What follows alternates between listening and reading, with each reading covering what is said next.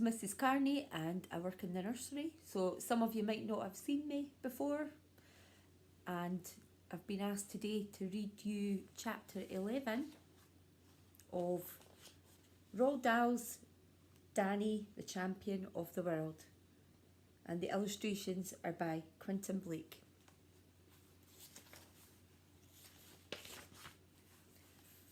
Chapter 11, The Sleeping Beauty.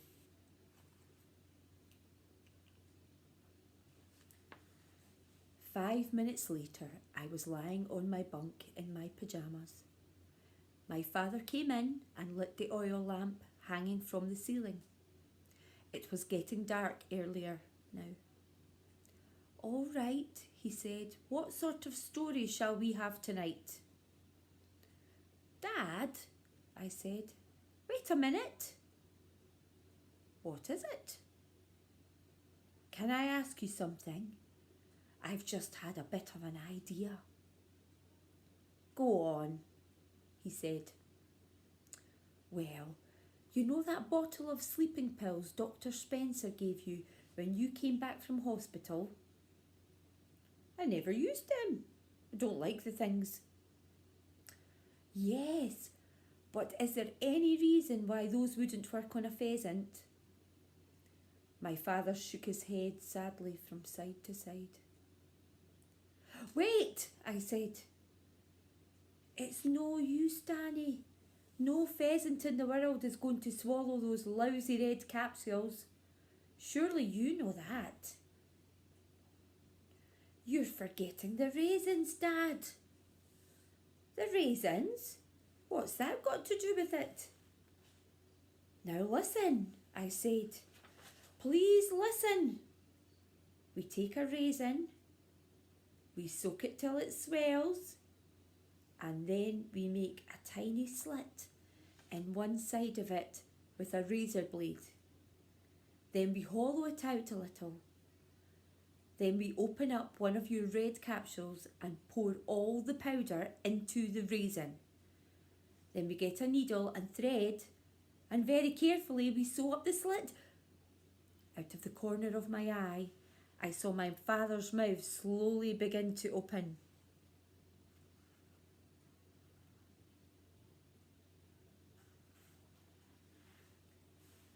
"Now," I said, "we have a nice clean-looking raisin chook full of sleeping pill powder, and that ought to be enough to put any pheasant to sleep. Don't you think?" My father was staring at me with a look of such wonder in his eyes, he might have been seeing a vision. "Oh, my darling boy," he said softly. "Oh, my sainted aunt, I do believe you've got it. Yes, I do. He was suddenly so choked up with excitement that for a few seconds he couldn't say any more.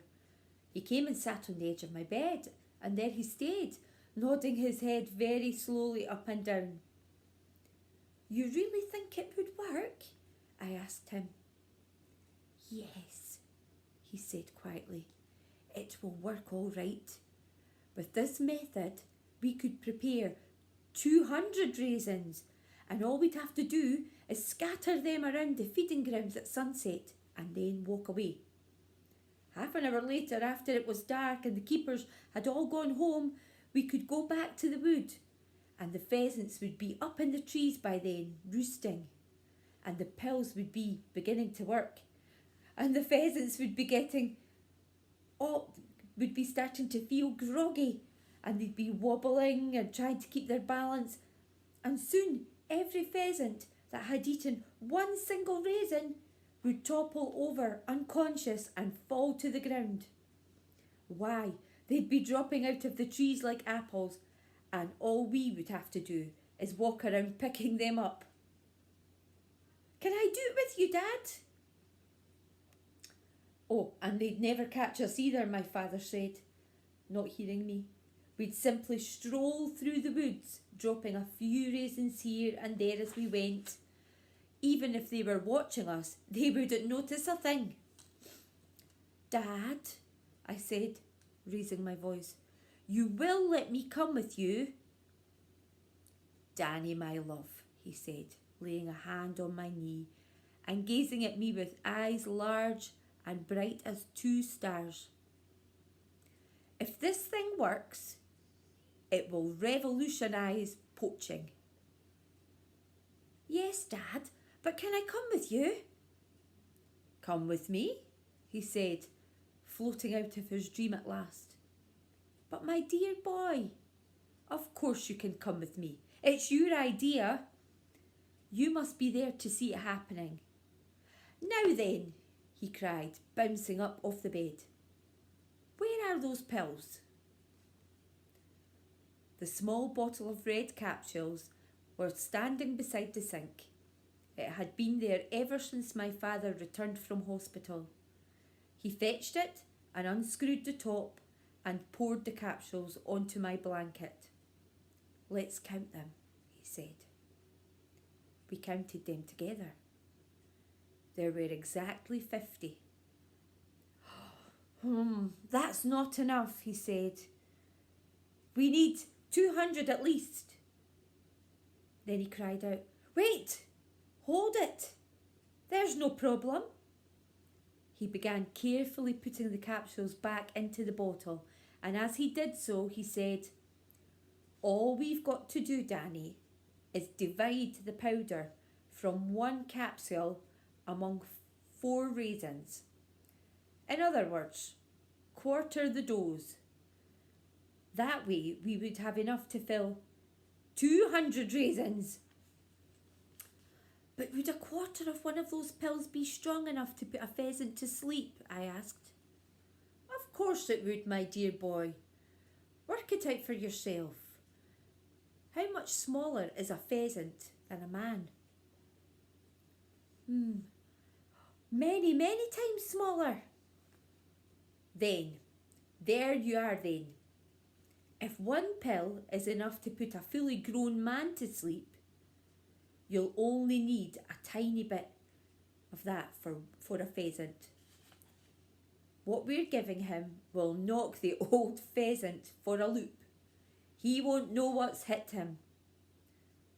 But Dad, 200 raisins aren't going to get you 200 pheasants. Why not? Because the greediest birds are surely going to gobble up about 10 raisins each. You've got a point there, my father said. You certainly have. But somehow, I don't think it will happen that way. Not if I'm very careful and spread them out over a wide area. Don't worry about it, Danny. I'm sure I can work it. And you promise I can come with you? Absolutely, he said. And we shall call this method the Sleeping Beauty. I sat very still in my bunk watching my father as he put each capsule back into the bottle. I could hardly believe what was happening, that we were really going to do it, that he and I alone were going to try to swipe practically the entire flock of Mr. Victor Hazel's prize pheasants. Just thinking about it sent little shivers of electricity running up all over my skin. Exciting, isn't it? My father said. I don't dare think about it, Dad. It makes me shiver all over. Me too, he said. But we must keep very calm from now on. We must make our plans very, very carefully. Today is Wednesday. The shooting party is Saturday. Oh, cripes, I said. That's in 3 days' time. When do you and I go up to the wood and do the job? The night before, my father said. On Friday. In that way, they won't discover that all the pheasants have disappeared until it's too late and the party has begun. Friday's the day after tomorrow. My goodness, Dad. We'll have to hurry if we're going to get 200 raisins ready before then. My father stood up and began pacing the floor of the caravan. Here's the plan of action, he said. Listen carefully. Tomorrow is Thursday. When I walk you to school, I shall go into Cooper's Raisins in the village and I'll buy 2 packets of seedless raisins. And in the evening, we will put the raisins into soak for the night. But that only gives us Friday to get ready. 200 raisins, I said. Each one will have to be cut open and filled with the powder and sewed up again, and I'll be at school all day. No, you won't, my father said. You will be suffering from a very nasty cold on Friday, and I shall be forced to keep you home from school. Hooray, I said. We will not open the filling station at all on Friday, he went on. Instead, we will shut ourselves in here and prepare the raisins. We'll easily get them done between us in one day. And that evening, off we'll go up the road towards the woods to do the job. Is that clear? He was like a general announcing the battle to his staff. All clear, I said. And Danny, not a whisper of this to any of your friends at school. Dad, you know I wouldn't. He kissed me good night and turned off the oil lamp down low. But it was a long time before I went to sleep. Chapter 11 is finished. I hope you enjoy the next chapter when it comes, chapter 12. Enjoy. Bye-bye.